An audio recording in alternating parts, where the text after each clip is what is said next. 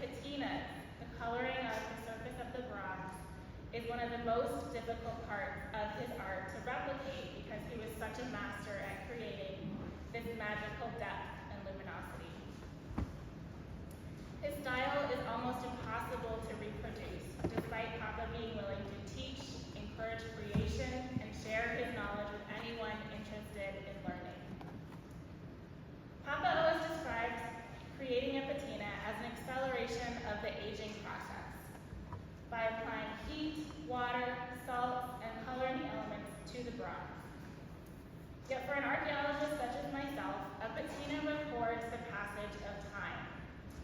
Layers of discoloration and textures show the age of an object. Through these accumulations, they encapsulate history into a tangible object.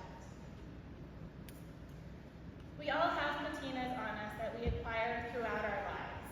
As I held Papa's hands over the last few weeks of his life while he was in hospice, I feel how a lifetime of sculpting and building formed the tough skin on his palm. His muscles would give my smaller hand a little squeeze to let me know he knew I was there even when his eyes were closed. I saw the pinky that was permanently bent and remembered that as a child my whole fist held tight to just that one finger. When we walked through Harvard,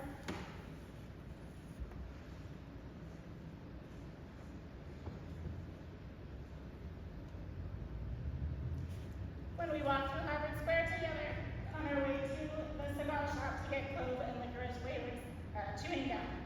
The next stop was the bank for me to hold me up so I could press the button. After the errands were over, I remember sitting on his lap for what felt like an endless game of chess in front of a compound. I have come to appreciate that Papa had the beauty of a patina of a life well lived, and it was through his living that I learned to live my life. In the home he spent years building with our mom Sekyo, I feel the layers of a lifetime of gathered objects. Raised in an environment where objects and the spaces that they inhabit aren't just functional, but lovingly found, chosen, and placed, gave me a love for thinking deeply about artifacts and their impact on us.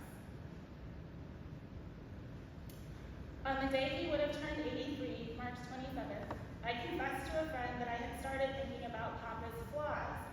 She wisely reminded me that he was a whole person, and people are complicated. So we might also remember that Papa had the patina of a messy, often forgetful procrastinator. Traits that I've been told by many partners, friends, and families that I also have learned from him. But what I hold too is that he had the patina of a father who taught me to be curious about the world and all the different people who live in it. He taught me the joy of